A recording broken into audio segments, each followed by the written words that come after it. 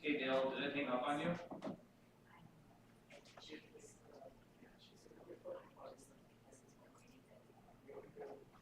Yeah, I'm going to put you on hold because we need to add Angela Wolf to the call. So if you could just hang on hold for a minute while I add her, then we'll connect everyone. All right, hold on, thank you.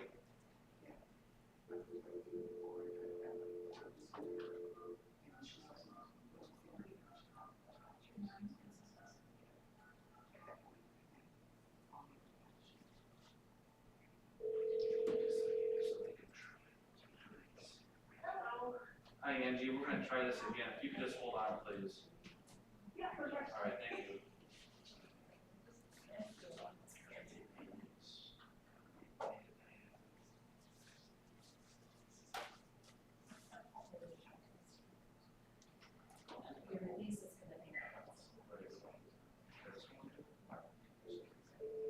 There we go. Dale, are you still there? Yes, I am. Angie, are you still there? Yeah. All right, perfect. Thanks, guys.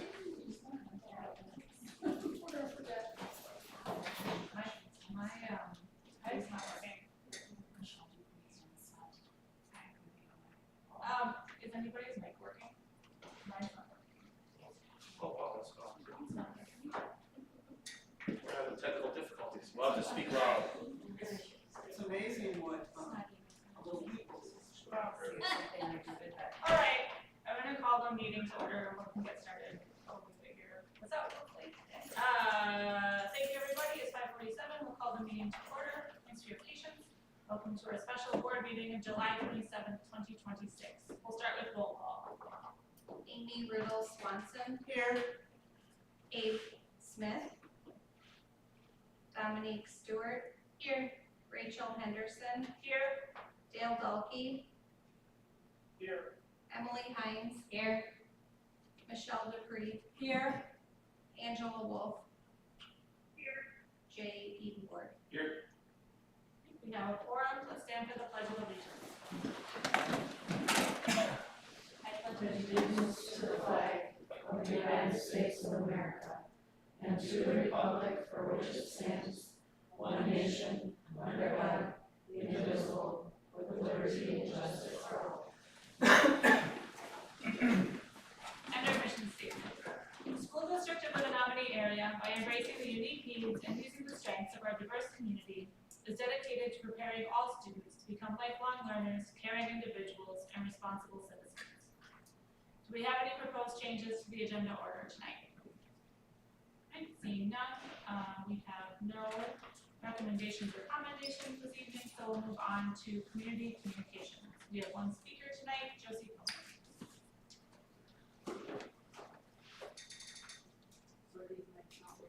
No, sorry. It's on ground. Hi, my name is Josie Gilman and I live in Knapp. Members of the board and Dr. Sadowski. At a recent board of trustees meeting in Knapp, there was a discussion about whether speed bumps were needed to slow traffic at a particular stretch of road. If speed bumps were needed, we would go with the cheap plastic ones that were sure to break sooner rather than later, or were we to go with the more expensive rubber speed bumps? After some discussion, a voice of reason pushed forward and said, why not instead ask law enforcement to monitor that stretch of road and lay down the law giving a hefty reminder? It was said that it only takes 1 or 2 tickets and the behavior is corrected. No costly speed bumps are needed and it costs the Napa village nothing. The village of Napa nothing. This voice of reason prevailed and I applaud the board. Similar behavioral problems arise in our schools and classrooms every day. Illegal gender policy plans and diversity, equity, and inclusion teachings continue without consequence. We try to cover up the violation, like speed bumps. We redefine words and we endanger vulnerable children, never admitting that we have bought into a lie. We need law enforcement to expose the lie, enforce consequences, and purge our curriculum of illegitimate teaching. This type of lying bleeds into other areas of the school, notably civics and history. History must be factual. We should never be ashamed that the U.S. was built on Christian principles found in the Bible. The Constitution of the United States wanted a representative republic, not a country based on the Marxist playbook of socialism, of Sharia, communism, or of Nazism. Students should be taught to love our form of government that created the most free and prosperous country on earth. Students should also be shown examples of forms of government that don't work and why they don't work. Notably socialism in Venezuela, communism, China and Cuba, Marxism, Hitler's Germany, Sharia, Iran. These forms of government take away freedoms, these incentivize creativity, remove borders, they open jails, remove law enforcement, and thus cause chaos. Crime is rampant and people become destitute. These forms of government are not compatible with the U.S. form of government and its constitution. In fact, they very quickly destroy the foundations of our civilization. Students should be proud to be an American and know how to defend its principles on this 250th birthday year. In fact, all Americans should be proud of this country and the freedoms it provides. Our public school teachers should not be trying to replace the Constitution with a speed bump. Rather, they should take pride in the Constitution and even more, teach how to defend it. Before we move on, board members, I just wanted to point out, and I appreciate the comparison between speed bumps and speed limits. Our teachers do a great job in Menominee following the law. In fact, our curriculum and our instruction is aligned with state law. Also, the rulings out of the Seventh Circuit, which really is the judicial branch that governs decisions impacting schools in Wisconsin. So from that standpoint, I appreciate what our staff members do on behalf of all kids. I just wanted to clarify something. Our attendance support plan is not illegal. If we didn't have our attendance support plan, it would be discrimination, and it would be, that would be illegal. So I just wanted to clarify that. I don't know if I'm allowed to respond, probably No. not. I might respond in email.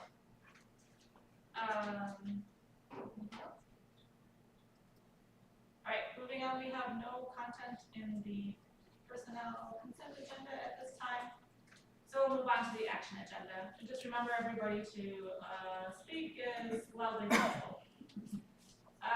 First up on the action agenda, we have an action to approve the District 2026-27 work plan. I'll entertain a motion. Hines moves. Second. Great. Alright. We have a few changes since our last meeting. Are there questions or discussion about what we're looking at tonight?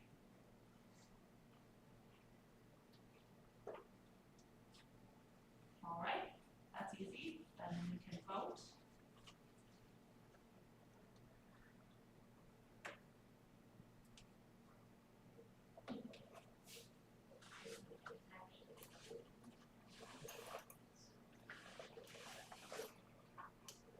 Yes. Okay. Yeah, sorry, we had some electricity issues, but they should be fixed now. So Jenny, do you want to take, or I should try. Do you need any voice votes? No. Okay, Okay, great. Motion passes. thanks for your patience. Good news. The microphones are working again. All right, next up we have action to approve year-end budget transfers. I'll entertain a motion. So moved. Second.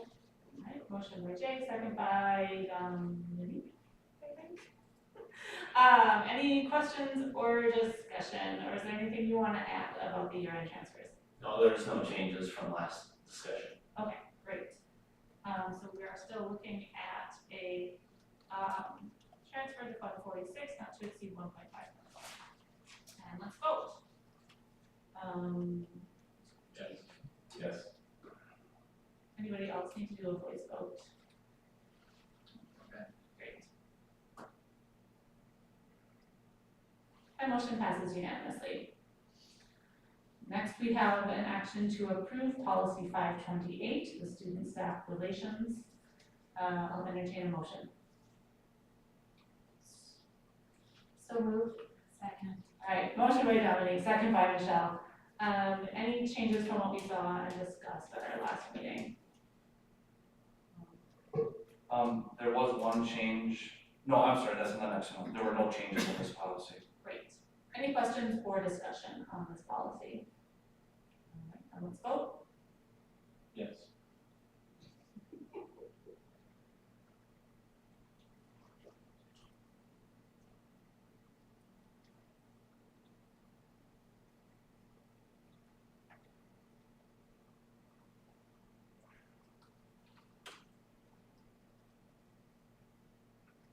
Motion passes unanimously.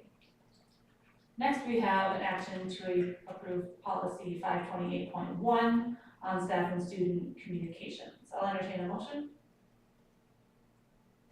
Amy, so moved. I second. Great. And this one, there's any change from last time? Is that what you're saying, Joe? Yeah, just, it's really just more, procedural, or clerical, I should say.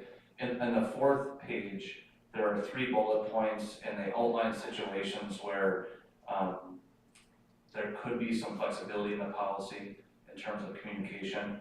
And basically, the original draft did not specifically call out who would provide that, permission. So the third bullet point simply talks about the appropriate school principal, the district administrator, or other supervisor.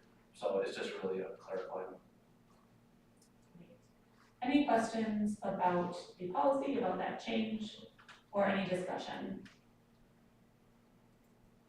All right, seeing none, let's vote. Yes.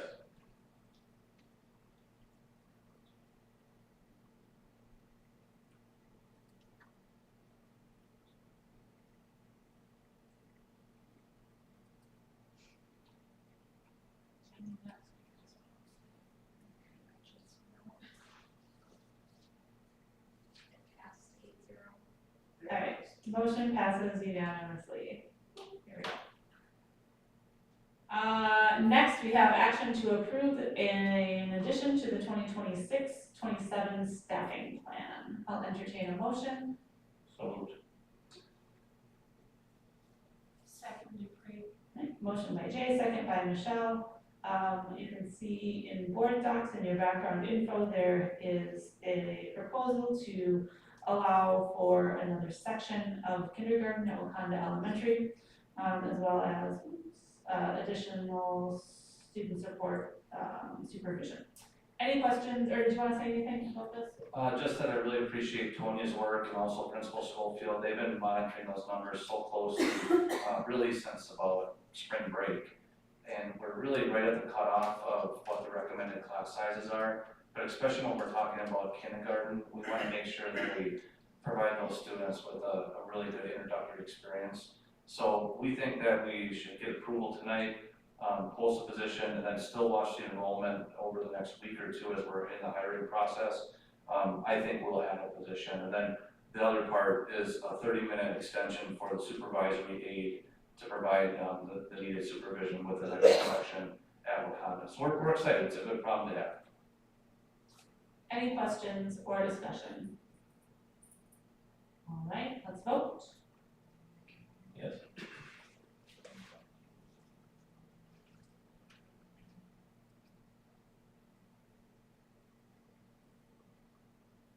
Motion passes unanimously. Last item on our action agenda, we have an action to approve the agreement for the Downsville project. I'll entertain a motion. So moved. Second. Right, motion by Amy, second by Jay. You can see here we have a summary of the timeline that was summarized by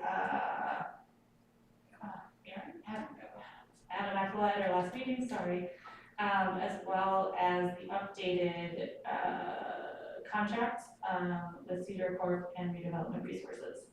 I don't think we're looking at anything that's different from what we discussed at that time. Does anyone have questions or discussion about this? So we'll be voting tonight to go ahead with those contracts with Cedar Corp and Redevelopment Resources. I would like to point out that as Adam promised, we went to the Economic Development Committee meeting last week. They did have a discussion and it will be up for consideration in August. They may partner in part of the expense on this. We won't know that answer until August, but regardless, I think we all understand the importance of moving forward. We hope for the partnership, kind of anticipate the partnership, but we need to keep moving forward. Perception was positive? I felt so, yes. Any questions or discussion on approving these agreements tonight? All right, let's vote. Yes.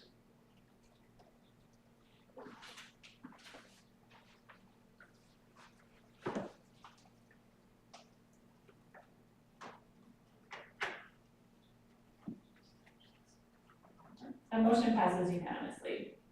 On to our discussion agenda. First up, we have the athletics and activities report with Activities Director Matt Riley here.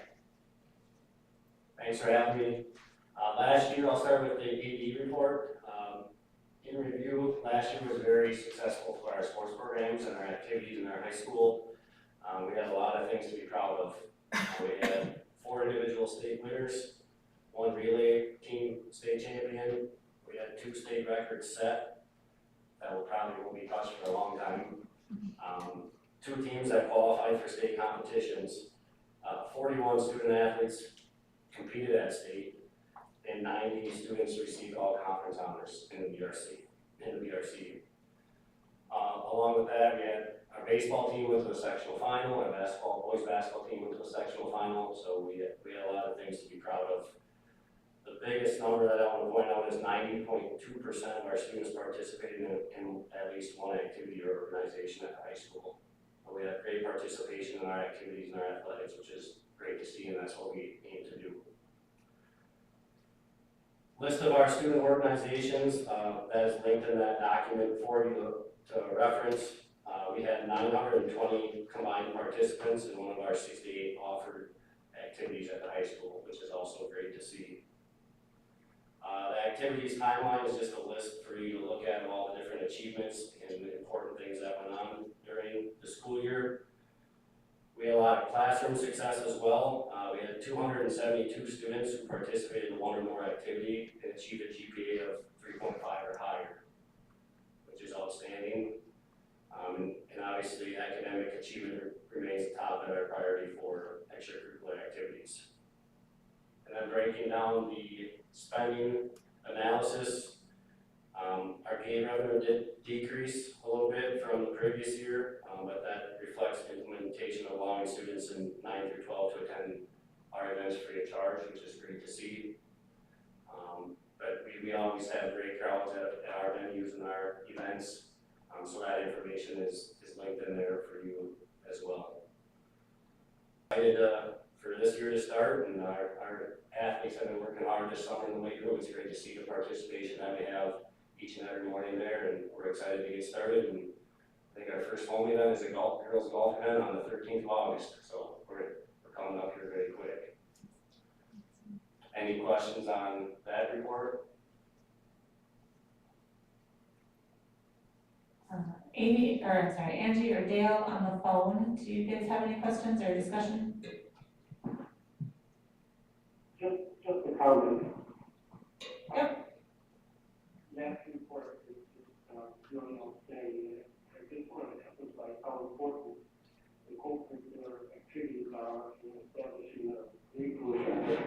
The reason is not a product because these kids are learning how to work hard in all aspects of their life and hopefully after high school as well. Yeah, I agree. It's fantastic to see such an incredibly high participation rate. Angie, did you have anything you want to say? No, this is the manager report.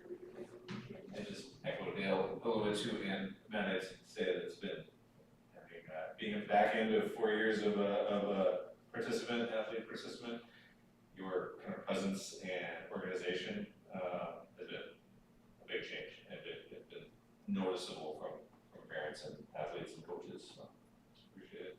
Thank you. Any further discussion?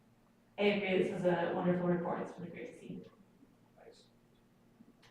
there's no more discussion, we will keep you in the hot seat here and move on to the community education report. Yeah, so this report breaks down a lot of participation data, memberships, and also revenue and expenses for the field house.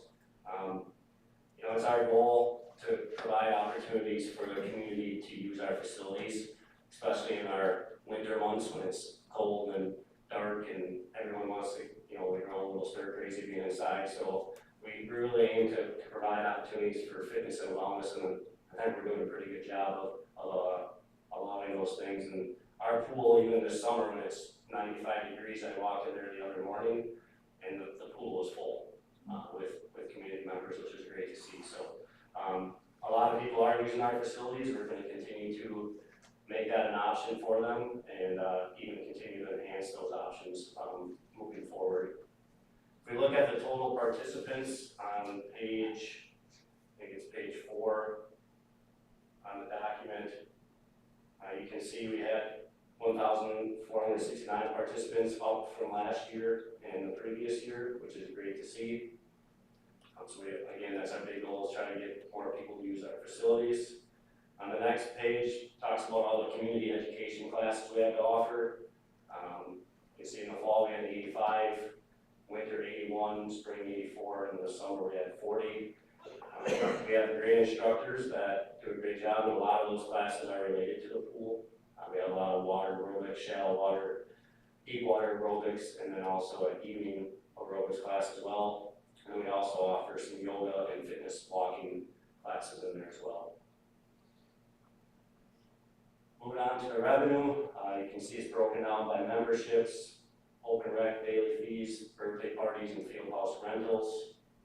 So you can see I'll break down those numbers compared to the last couple of years. Our memberships were up, our open rec fees were up, and our birthday parties were up as well, which is great to see. And then just breaks down the expenses for the different workers that we have at the pool and field house. Program instructors are those community ed directors or teachers, and then our lifeguard supervisor and community ed instructor pay is broken down there as well. And then all the different types of memberships that we have to offer are broken down. You can see the older adult population is way up, which is great to see. The youth passes were up, adult passes were a little down, family passes were up, and then staff was a little down. But overall, we had more memberships this past year than we have had in the past couple.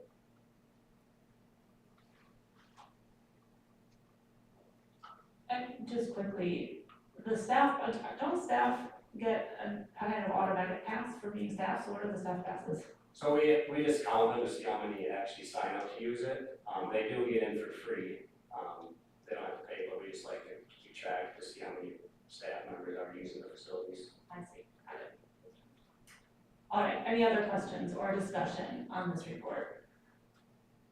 I mean, it's absolutely fantastic to see. We hear from a lot of people, and we, I think this came up a few weeks ago or a few months ago, maybe now, when we had a commendation for you, but I've heard from so many community members about what a value it is to have the field house and have access to it. It's such a low cost option for indoor rec, and it's just really wonderful to see this.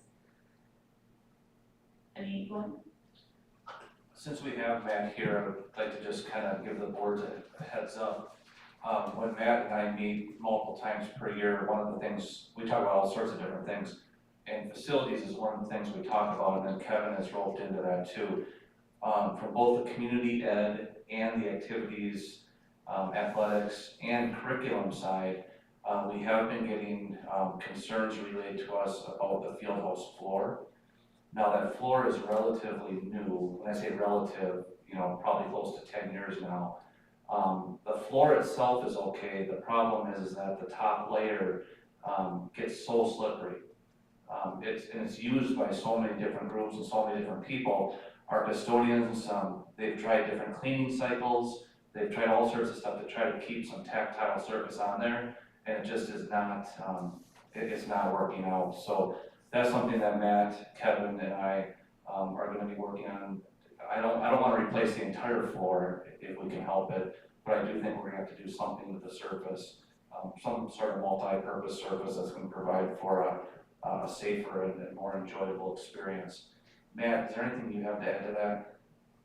Right, like you said, it gets used a lot, and, you know, from 6 a.m. till sometimes 10 p.m., 5-6 days a week, so it's getting very slippery. You know, when we host indoor track meets, it's hard for even the runners to go around the corners to keep their traction. Basketball practices, obviously they're slipping around, so it's something that needs to be addressed, and we're looking into different options for it. Well, can you imagine trying to play pickleball or tennis when you can't plant? I mean, it's not good. The people that play pickleball for open rec, they always bring their own broom to try to make it a little more traction. Yes, if you take like a wet mop on it, it'll be good for a little bit, but it doesn't last, cause it's too slippery. Fascinating. Well, that's something I suppose we'll hear more about in the months to come. Any other questions for Matt regarding this report or anything about the field house or our community ed program? Great. Well, thank you so much for being here tonight. Thank you. Thanks. All right, next up, we are reviewing revisions to policy 830, use of school buildings, and a first reading. So this is one of those, Matt brings me the list of expenses every year. We take a look at how much it costs to have lifeguards and everything. This policy has not been updated since 2019. So what we're planning to do is just increase the fee structure by $5 per hour for the different charges related to facility use fees. So that's the only change. We'll be recommending the board approve that at the next meeting. Any questions or discussion on that? All right, so we'll revisit that at the next meeting. $5 seems incredibly reasonable. I think that makes a lot of sense. All right, next on the agenda, we have a discussion of the Pleasantdale Schoolhouse. And we have some information and background here from board member Dale Dalkey, who attended the Village of Knapp board meeting earlier this month. I don't know if Dale, if you want to start by saying anything here, or if we want to hear from Joe or Eric first. Do you have anything you want to say, Dale? No, I think, agenda filled out pretty well. I was really pleased with the response that, received at that meeting.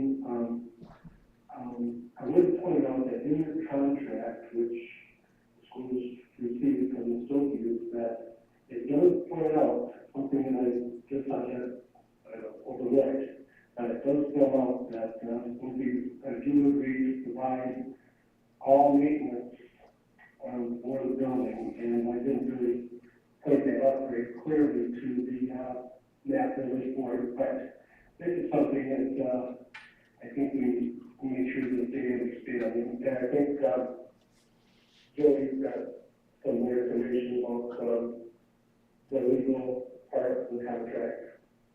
And just one last thing. So the village board,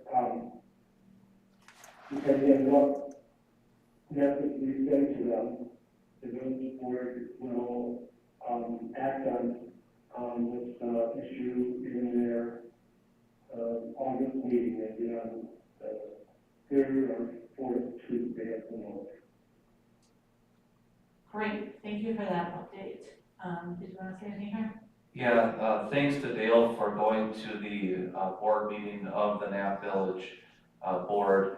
And we appreciate the interest that Knapp Village showed in the Pleasantdale Schoolhouse building, because it is beyond repair for our usage right now. I know that Dale put in the background too, that he provided the village board with a number of grant options and things like that. Eric Nelson and I have been in communication with legal counsel, and it sounds like a pretty straightforward property transfer can occur with just a majority vote of the school board. So we will have some papers drawn up for the next school board meeting, and we'll continue to communicate with the Nap Village Board. There may be like a $1 transaction type of deal. I'm not exactly sure what the final language will look like, but I'm sure it's something that we can work out. But if there are more questions between now and next time, please just let me know and I can check with legal counsel. I just wanted to clarify, I mean, is the Nap Village Board aware of, like, you know, maybe not exactly dollar figures, but like what it would take to make that a useful building? And I don't know if Dale wants to comment, but yes, I know I met with one of the board members, and I know Dale went to the meeting. They know that a substantial amount of work is needed, but my understanding is that they already have volunteers that are willing to provide most of that work. That's great. I just wanted to make sure we're not, giving away something that just make sure everybody understands the condition of it, I guess. Dale, did you wanna say anything else about that?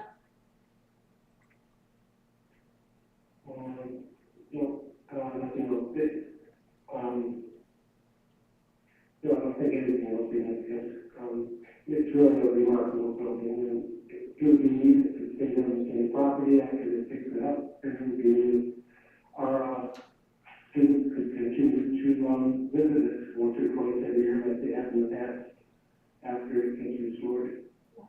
Yeah, it seems like a wonderful solution for the village of Nap to take that on. Well, I guess one other question, if we were going to vote on a contract for the transfer of property, at our next board meeting would happen before the village of Nap's next August meeting, is that correct? Yes, our board could approve an offer, essentially. Yeah.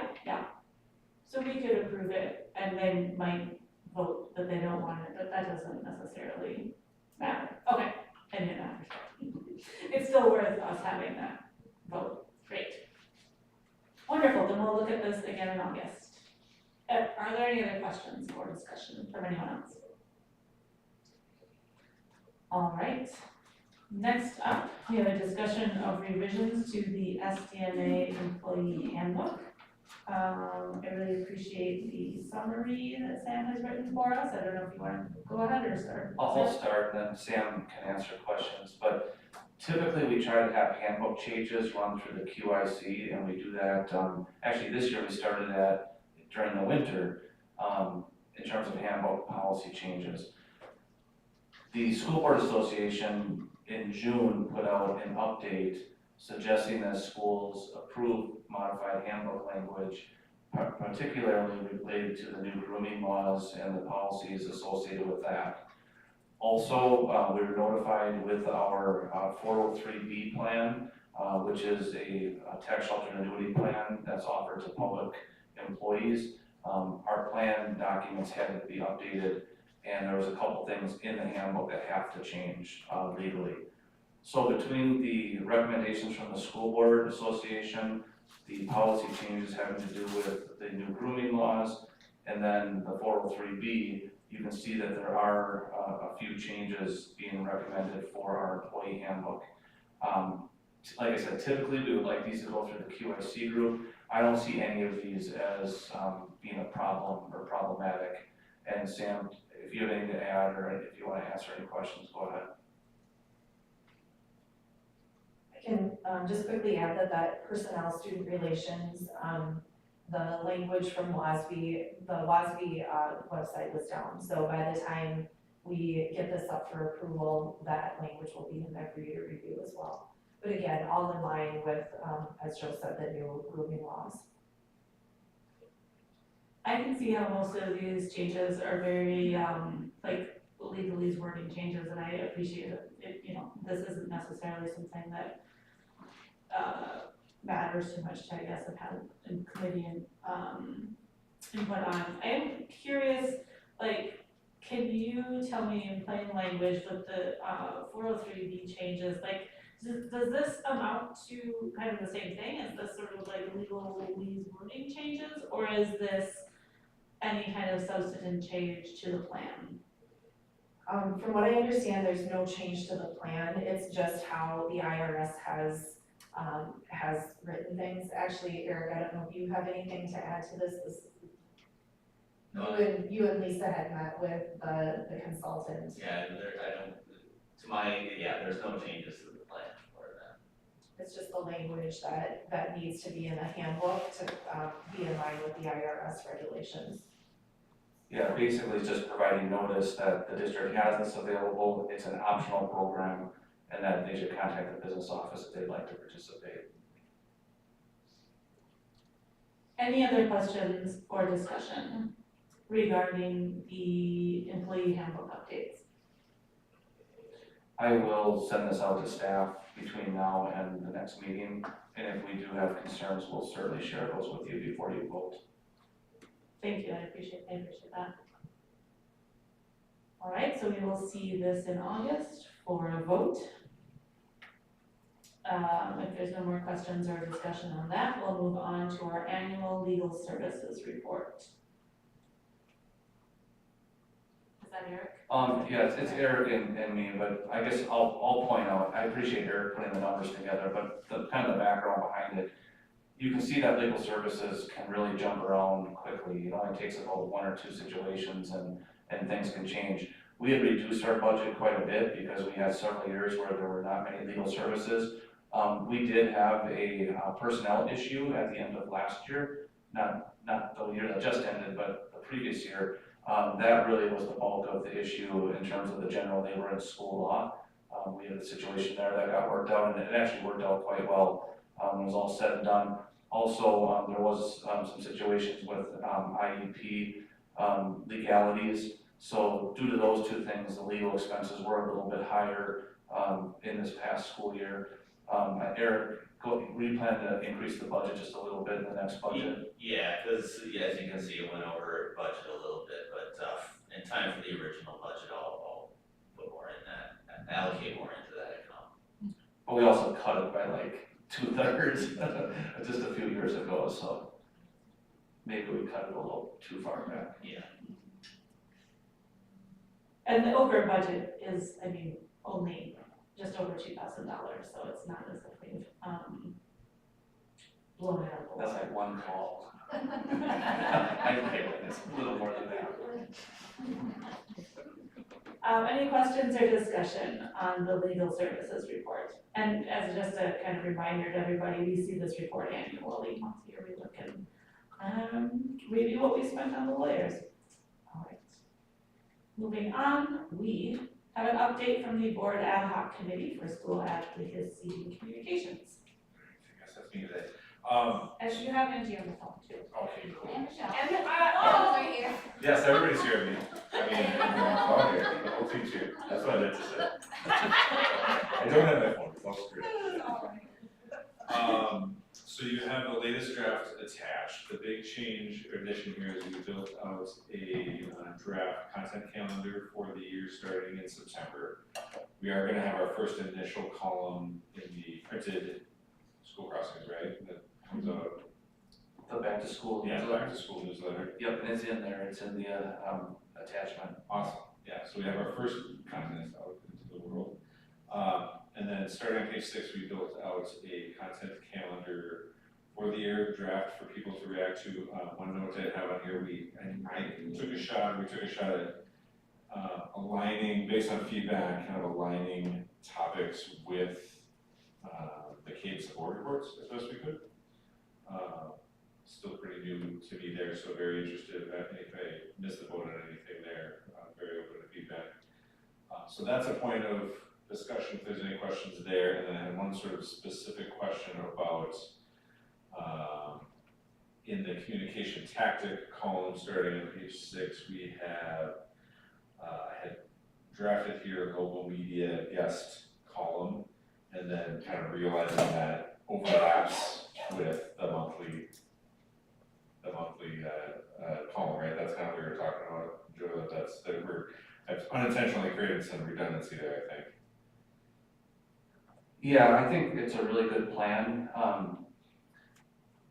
Typically in the past, there's been really two types of communication that have been coming regularly from the school district.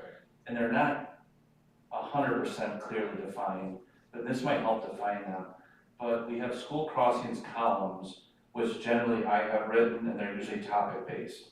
School finance, bullying, you know, closing school because of winter weather, like the process, not the announcement. Those would be school crossing columns.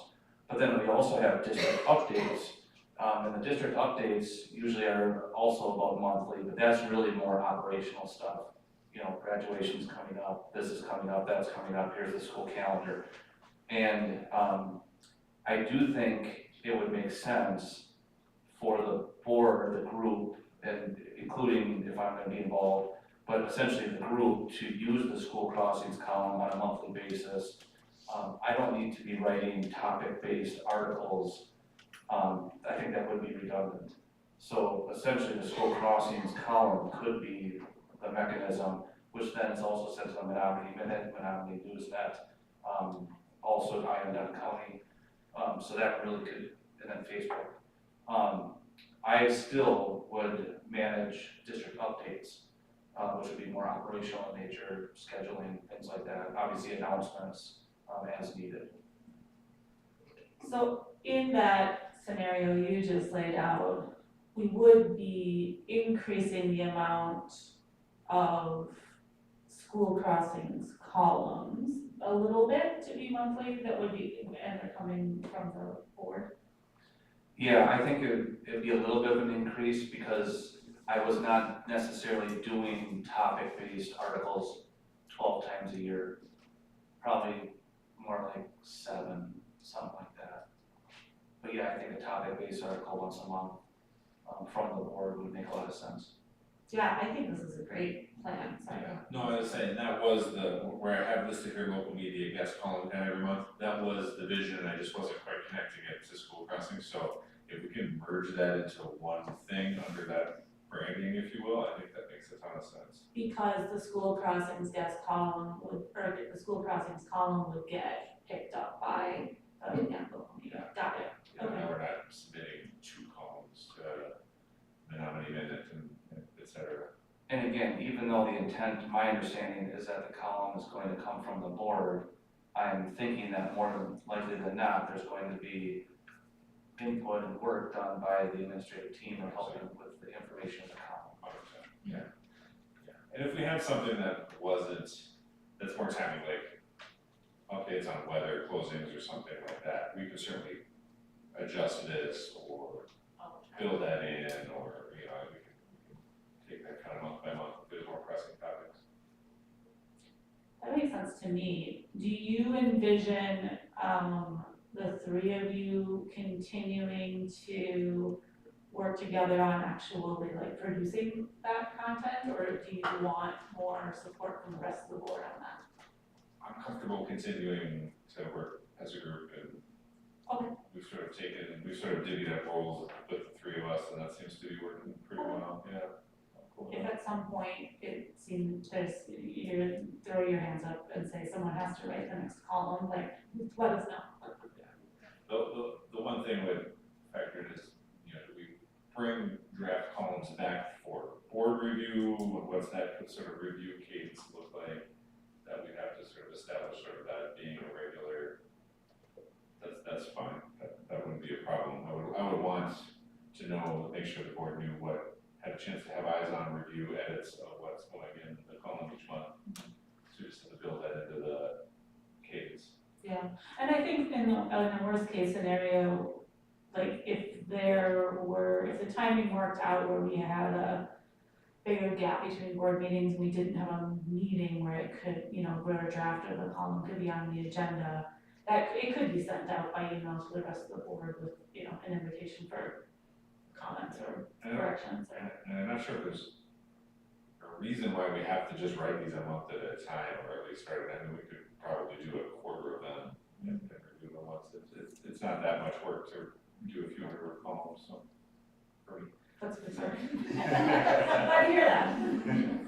I'm comfortable doing that if we want to maybe batch them and work ahead, like a quarter, and review them at one meeting, something like that. That makes sense.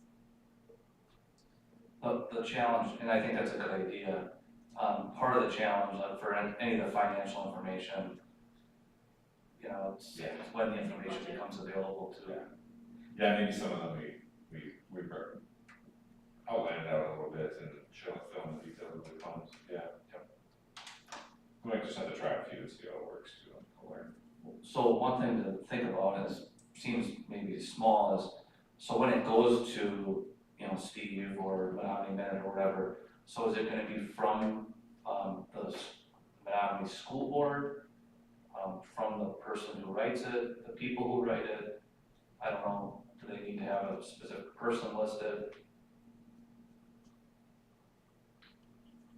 Abe's not here, so we put his name on it and. Excellent. I mean, I'm personally comfortable either with it coming from the board as a whole or from whoever wants to take credit for it, or if you want to stick me with it as the president, I accept that as well. I think just, I mean, as long as we all have an opportunity to review it and we're comfortable with it, I think the board as a whole is the biggest voice there. That might be a question to, like, Menominee Minute and I'm probably, at some point, to just see if they have any concern about not having a specific name to it. I don't know if that matters. We could explore that. Yeah. That's, As far as the schedule, I haven't read the whole calendar, but just looking through the first September, October, November, December, like this, looks like a good start in terms of topics. I've been, dominating discussion. Does anyone else have questions or discussion on this topic, or anyone on the phone want to say anything?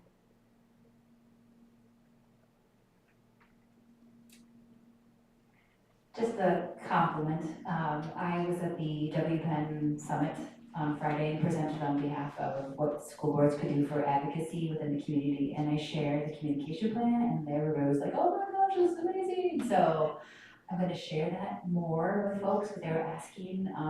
And they really were interested in how we were engaging people in conversations. When I told them we were kind of more organic and talking with folks, and now we have a more formalized schedule and then even more communication. So props to the communication team, and then we're doing a good job, school board.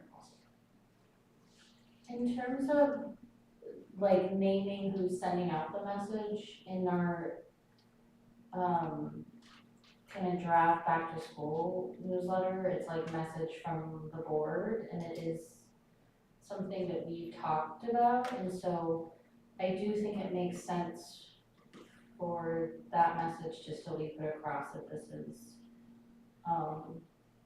a work of the board, you know, even though we, you know, certainly will need to collab with admin and stuff. But I think it would be, for continuity's sake, either it's that or we would need to change maybe how we send out the initial message. I agree, Dominique, and I feel like, the power in it has a lot to do with that it is from the board, and that this is something that we as a group decided to do and made some action steps together, and then we, you know, the ad hocs, all of that, but, so I think it truly is from the board, regardless of who the writer is. We can't all write it. There is the other element to it. If you put a name on it, that person is more likely to be the person that gets feedback and questions from the community, and it's really all of us, so. Yeah. I like that a lot. I would just suggest that everyone sees it before it goes out. For sure, yeah, I agree. I believe this is what the community really wants, and I think it's gonna be really helpful, and I think it's gonna say a lot about transparency and everything we've been trying to work towards as a board. That's a really great point, I agree. Yeah, and I also, someone else said it, but thank you to both of you and to all three of you on the committee. This is, it's fantastic how you've taken this idea and ran with it. Really appreciate that. Any final questions or discussion on our update from the, oh, go ahead, Eugene. I said something. On the back to school newsletter, so based on feedback from the board last meeting, I've had reschedule the listening session. And I had sent an email out maybe a week ago with updated listening sessions. And they haven't been updated on this, so if this is the final one, that just needs to be changed. No problem at all, thank you for pointing that out. Yeah, I can resend it if you need me to resend the dates. It does include the public library as well, so let me know what you need from me, so that I can get it updated. And then, what are we thinking in terms of scheduling, like, how many people are at a listening session, et cetera? 'Cause I created a document that I'm gonna send out, after this meeting, or tomorrow. And it has the listening sessions, and it has spots for 2 or 3 people. And I thought 2 for sure, a third person, if, and I'm just gonna send it out like a blank, spreadsheet so that folks can fill in whenever they're interested in being there. If that's for everybody else. Yeah, if I recall correctly, I think the way we did that previously was for Joe or Jenny to have the list, for like, so that we're not all collaborating on a document, if that makes sense. Okay. Yes, no, that, I agree with that. So I don't have to be the one to discuss, but that was just kind of my idea of how to get people know they're available. Yeah, that's great. I was just curious because, I need to start scheduling those if I'm gonna get to any of them, so thank you. It does feel like September 12th is a really long ways away, I know, but it's not actually. Go ahead.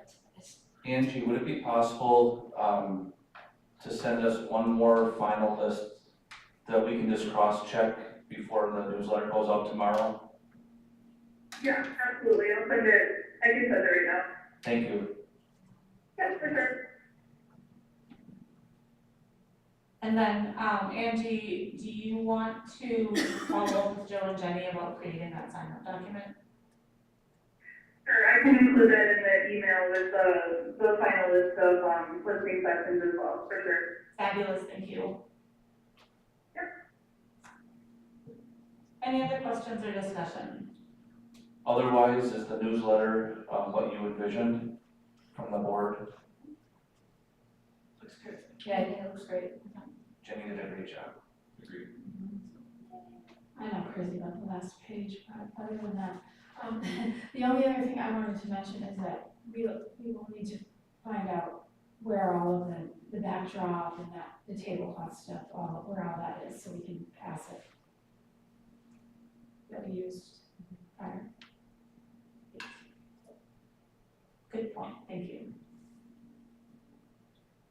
Other questions or discussion? All right, moving on. We have our review of extra and co-curricular contract requests. This is a monthly informational report. Does anyone have any questions or discussion on the extracurricular contract requests? I just wanna say I see a former student on this list, and that's crazy. Crazy. But also, I think they'd be great. Unacceptable, or acceptable. Wonderful. And then items related to next meeting dates, board committees and reports. August 10th is our regular school board meeting at 5:45 right here. On August 24th, we have our special school board meeting, will be at 5:30 tentatively, at the high school in the tiered lecture hall, which will be followed at 6 o'clock by our annual meeting and budget hearing. So please remember to go to the high school that evening. Apart from that, coming up, we have new staff orientation, August 17th and 18th, including the new staff community lunch on the 18th at 11:30 at the high school. If board members would like to attend that lunch, you should follow up with Jenny. Professional development for all staff will start on August 19th. Which day is the all staff in service? The 20th? I'll connect. Okay, sounds good. Which is also a time when board members are invited to join. The meet and greet day is August 26th, followed by our first day of school on August 27th. And I asked Jenny about this at the beginning, and sorry to put you on the spot. Do we have more information about when board members should go get their photos taken? We do that, oh, It's gonna be August 10th at the high school, and that runs from 1 to 7 p.m. Okay, August 10th from 1 to 7 p.m. at the high school. Cahill Studios will be doing school pictures, and board members can go get their pictures taken on that day. And then if anybody can't make that work, could they go to the other schools? yeah, just connect with us and then we'll arrange it. Okay, We'd probably do the makeup day at the high school, because they'll want you to stick with the high school days. okay, so stick with it, got it. Is there any need to make an appointment or just show up anytime between 1 and 7 p.m. on August 10th, Monday, August 10th? So you could come right before the meeting, for example, on your way here, but just remember to go to the high school. And that's at the high school. At the high school. When we get to the week before that, so not next week, can you include that in the weekly update? A reminder for it, great.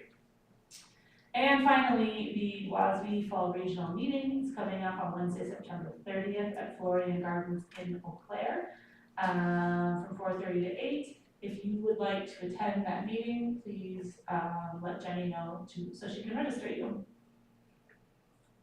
Any questions or discussion related to items related to next meeting dates, board committees, and reports?